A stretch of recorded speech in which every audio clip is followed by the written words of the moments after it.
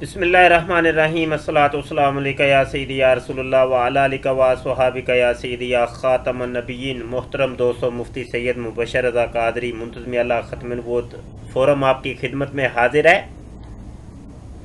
فتنے کا دور ہے علمان والحفیظ۔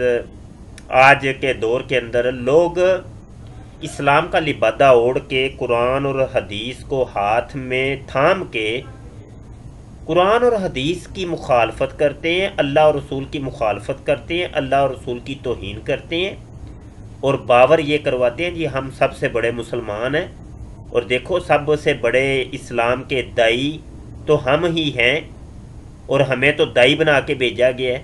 علمان والحفیظ، اللہ پاک اس فتنے کے دور سے ہمیں محفوظ رکھے، ان فتنوں سے ہمیں محفوظ رکھے۔ بہت کڑا وقت آ گیا جناب۔ میرے سامنے یہ ایک ویڈیو کھلی ہے، اور یہ ویڈیو انجینئر مرزا محمد علی صاحب آف جہلم کی ویڈیو ہے، اور ان کے چینل کی یہ یوٹیوب کی ویڈیو ہے۔ آپ کے سامنے یہ اس کا نیم بھی دکھائی دے رہا ہوگا، اور ٹائٹل نیم ہے نبی صلی اللہ علیہ وسلم کی ہینڈ رائٹنگ۔ یہ آپ ویڈیو پوری بعد میں دیکھیے گا۔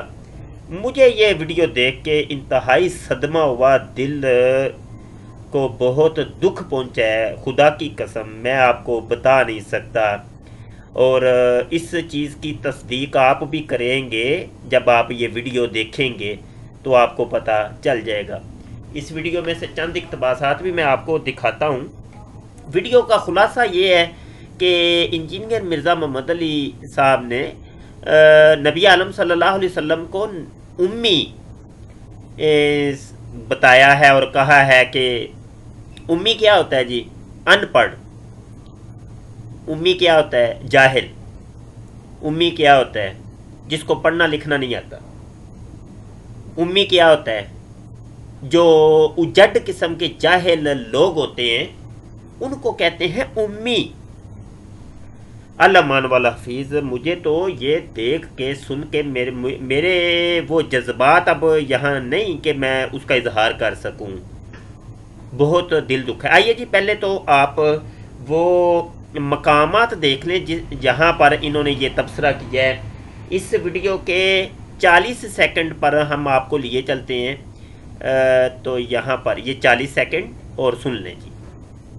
ایسا ہوتا تو کافروں کو یہ بات شک میں ڈال دیتی، یعنی یہ کتاب آپ نے خود کھاڑ لی ہے، یعنی آپ نہ لکھنا جانتے تھے اور نہ پڑھنا جانتے تھے۔ یہ آپ کا معجزہ تھا۔ نہ آپ لکھنا جانتے تھے، نہ آپ پڑھنا جانتے تھے۔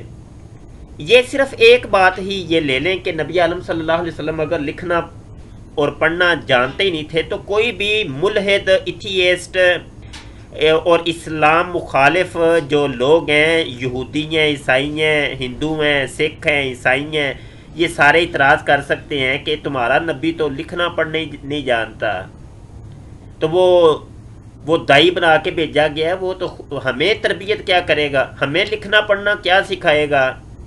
ہماری تربیت کیا کرے گا کہ جو خود لکھنا اور پڑھنا نہیں جانتا؟ اچھا جی، امی کی ڈیٹیل کیا ہے، امی کس کو کہتے ہیں وہ ہم بعد میں آپ کو بتائیں گے۔ ابھی تو یہ کلپ کے چند اقتباسات میں آپ کو دکھانا چاہ رہا ہوں۔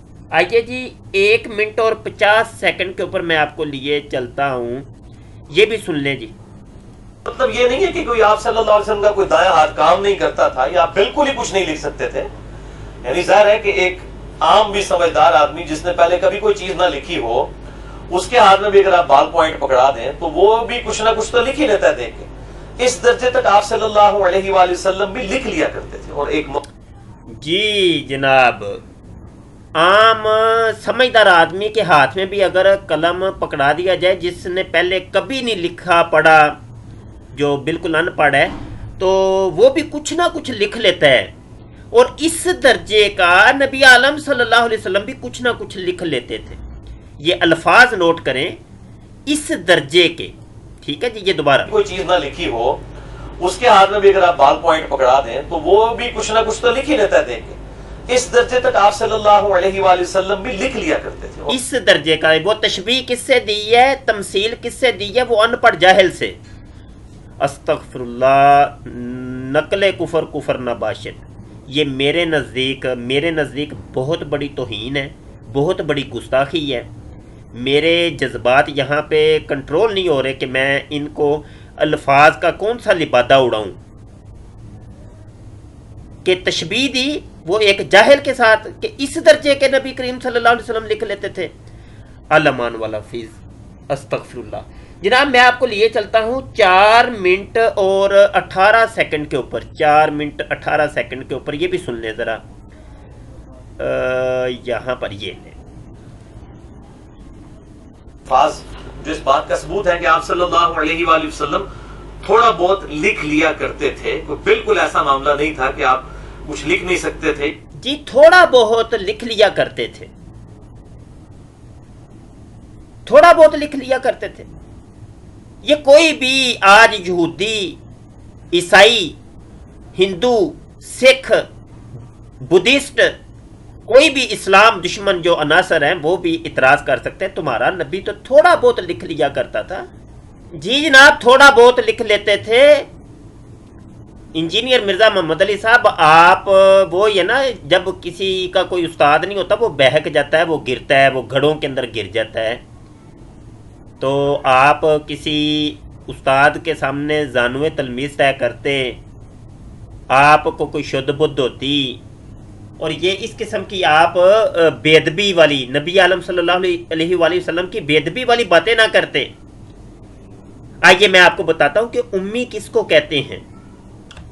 میرے سامنے قرآن حکیم کی یہ ایک آیت کھلی ہے، سورہ جمعہ کی آیت نمبر 2 ہے. اللہ پاک کیا ارشاد فرماتا ہے؟ وہی ہے جس نے ان پڑھوں میں انہی میں سے ایک رسول بھیجا کہ ان پر اس کی آیتیں پڑھتے ہیں اور انہیں پاک کرتے ہیں اور انہیں کتاب و حکمت کا علم عطا فرماتے ہیں اور بے شک وہ اس سے پہلے ضرور کھلی گمراہی میں تھے. یہ ترجمہ کنز الایمان ہے. امام احمد رضا خان فاضل بریلوی رحمت اللہ تعالی علیہ کا یہ ترجمہ بھی آپ کو نظر آ رہا ہوگا. یہاں پر دیکھیں هو الذی بعث فی الامیین رسولا، امیوں کے اندر سے ایک رسول بھیجا، امیوں کے اندر. اب دیکھیے گا، اب یہ امی تو وہ مشرکین مکہ سارے تھے اور وہاں نبی عالم صلی اللہ علیہ وآلہ وسلم کی پیدائش مبارک سے پہلے جو مکہ کے حالات تھے وہ کسی سے ڈکے چھپے نہیں ہیں کہ شرک ہوتا تھا، بت پرستی ہوتی تھی، لوگ اندھیروں کے اندر ڈوبے ہوئے تھے، جہالت کے ڈیرے تھے. تو ان کے اندر سے اللہ پاک نے اپنے نبی آخر الزمان خاتم النبیین صلی اللہ علیہ وسلم کو مبعوث کیا. اب وہ امی تو وہ سارے ہی تھے. اب ایک طرف وہ مشرکین اور جاہل لوگ امی اور ایک طرف میرے آقا کریم صلی اللہ علیہ وسلم امی. اب اس کو سمجھیں کہ 2 امی ہو گئے. ایک طرف وہ جاہل لوگ ہیں، اجڑ لوگ ہیں، بت پرست لوگ ہیں، مشرکین ہیں، وہ بھی امی اور نبی عالم صلی اللہ علیہ وسلم بھی امی. تو ایک مسلمان یہاں سے کیا سمجھتا ہے کہ کیا یہ دونوں امی آپس میں برابر ہیں؟ ایک لفظ استعمال ہوتا ہے، اس کے کئی معنی ہوتے ہیں اور اس کی کئی مفہوم ہوتے ہیں. جیسے میں ایک لفظ بولتا ہوں کہ بیٹھنا، یہ بیٹھنے کا لفظ جو ہے یہ جب انسان کے لیے میں بولتا ہوں، میں کہتا ہوں انسان بیٹھ گیا، تو یہ کچھ اور معنی اور مفہوم رکھتا ہے. جب میں کہتا ہوں کہ آپ کی بات میرے ذہن میں بیٹھ گئی، تو یہ بیٹھنے کا لفظ جب وہ بات کے لیے استعمال ہوگا تو کچھ اور معنی اور مفہوم رکھے گا. یہ دھول اڑ رہی تھی تو وہ بیٹھ گئی. اب دھول کا بیٹھنا کچھ اور معنی اور مفہوم رکھتا ہے. گائے کھڑی تھی وہ بیٹھ گئی، گائے کا بیٹھنا کچھ اور معنی اور مفہوم رکھتا ہے. بیٹھنے کا ایک لفظ انسان کے لیے آیا، جانور کے لیے آیا، دھول کے لیے آیا، ایک غیر حسی چیز کے لیے، بات کے لیے آیا. لیکن وہ بیٹھنے کا جو لفظ ہے جب انسان کے لیے آئے گا تو کوئی اور معنی اور مفہوم رکھے گا، جانور کے لیے آئے گا تو کچھ اور اس کا درجہ ہوگا، اور بات کے لیے آئے گا تو کچھ اور مفہوم ہوگا، جب دھول کے لیے آئے گا تو کوئی اور معنی اور مفہوم رکھے گا. اچھا یہاں پر ایک میں مثال دیتا ہوں کہ اللہ پاک نے سورہ آل عمران کے اندر ارشاد فرمایا و مکروا و مکر اللہ واللہ خیر الماکرین. کیا ترجمہ کریں گے آپ کہ ان لوگوں نے مکر کیا اور اللہ نے بھی مکر کیا، اور اللہ بہت زبردست قسم کا مکر کرنے والا ہے اور بہت بڑا ماکر ہے، مکر کرنے والا ہے. کیا ترجمہ یہ کریں گے؟ مکر کا لفظ مشرکین کے لیے بھی ہے اور مکر کا لفظ اللہ پاک کے لیے بھی ہے. لفظ ایک ہے، معنی اور مفہوم الگ الگ ہے. اللہ حضرت ترجمہ کرتے ہیں اور کافروں نے مکر کیا اور اللہ نے ان کے ہلاک کی خفیہ تدبیر فرمائی، اور اللہ سب سے بہتر چھپی تدبیر والا ہے. اب مجھے بتائیے گا کہ یہاں پہ کریں یہ ترجمہ، وہ تو مسلمان ہی نہیں ہے کہ جو یہ ترجمہ کرے کہ اللہ بھی مکر کرتا ہے تو اللہ سب سے بڑا مکر کرنے والا ہے. وہ ایسے شخص کا اسلام سے کیا تعلق؟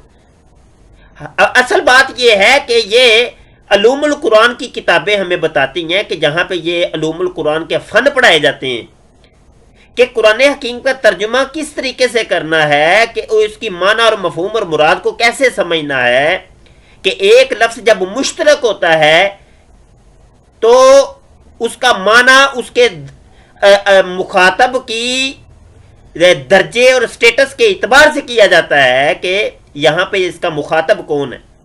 اور یہ آیت، یہ لفظ کس کے لیے آیا؟ ایک لفظ اللہ کے لیے آئے تو اس کا ترجمہ کیا ہوگا، ایک لفظ نبی کے لیے آئے تو اس کا ترجمہ کیا ہوگا، ایک لفظ مشرکین کے لیے آئے تو اس کا ترجمہ کیا ہوگا، ایک لفظ وہ جانوروں کے لیے آئے تو اس کا ترجمہ کیا ہوگا. تو ہر اعتبار سے لفظ ایک ہے لیکن ترجمہ اور مفہوم الگ الگ ہوگا. کہیں پر اس کے حقیقی ترجمے ہوتے ہیں، کہیں پہ مجازی ترجمے ہوتے ہیں. اب رؤوف الرحیم کا ہی لفظ دیکھ لیں کہ اللہ کے لیے بھی آیا ہے اور نبی عالم صلی اللہ علیہ وسلم کے لیے بھی آیا ہے. اب اللہ کے لیے وہ حقیقی معنوں میں یہ ترجمہ آیا ہے، یہ لفظ آیا ہے، اور نبی عالم صلی اللہ علیہ وسلم کے لیے مجازی طور پہ آیا ہے. تو میں یہاں پہ بتانا اور سمجھانا یہ چاہ رہا ہوں کہ آپ نے یہ جو امی کے لفظ کے ساتھ یہ کھلواڑ کی ہے اور نبی عالم صلی اللہ علیہ وسلم کی یہ بے ادبی کے لفظ جو استعمال کیے ہیں، اس سے آپ توبہ کریے. آپ کی ویڈیوز کو یوٹیوب کے اوپر لوگ دیکھتے ہیں تو کیا تاثر لیں گے؟ یہ اسلام کی تبلیغ کر رہے ہیں آپ کہ میرے آقا صلی اللہ علیہ وسلم کی ہتک کر رہے ہیں، تذلیل کر رہے ہیں. اللہ مان والا حفیظ. امی کا لفظ کا ترجمہ جو ہے اور مفہوم جو ہے، یہ مفسرین نے، شارحین نے، مترجمین نے یہ کیا ہے کہ جس کا دنیا کا کوئی استاد نہ ہو، جس کو اللہ نے ہی پڑھایا لکھایا ہو، جو اللہ کے پڑھانے اور لکھانے سے وہ پڑھائی بھی جانتا ہو اور لکھائی بھی جانتا ہو، وہ سب کچھ جانتا ہے، بلکہ وہ سب دنیا کے ہر بندے سے افضل جانتا ہے وہ لکھنا پڑھنا. میرے آقا صلی اللہ علیہ وسلم تو دنیا میں ایسا کوئی شخص ہی نہیں تھا کہ جتنا کمال لکھنے میں میرے آقا کریم صلی اللہ علیہ وسلم رکھتے تھے، اور جتنا پڑھنے میں کمال میرے آقا کریم صلی اللہ علیہ وسلم رکھتے تھے، ایسا دنیا میں کوئی فرد ہی نہیں تھا. یہ ہے اصل میں معجزہ. یہ ہے معجزہ جو آپ کہہ رہے ہیں کہ وہ جہالت، اس کا ترجمہ ہے استغفر اللہ، ان پڑھ اس کا ترجمہ ہے تو یہ معجزہ ہے. یہ معجزہ نہیں ہے. اس سے آپ رجوع کریں، توبہ کریں. اعلانیہ گناہ کی اعلانیہ توبہ ہوتی ہے. اور کس قسم کے آپ نے بے ادبی کے الفاظ بولے ہیں. الامان والحفیظ. وما علینا الا البلاغ.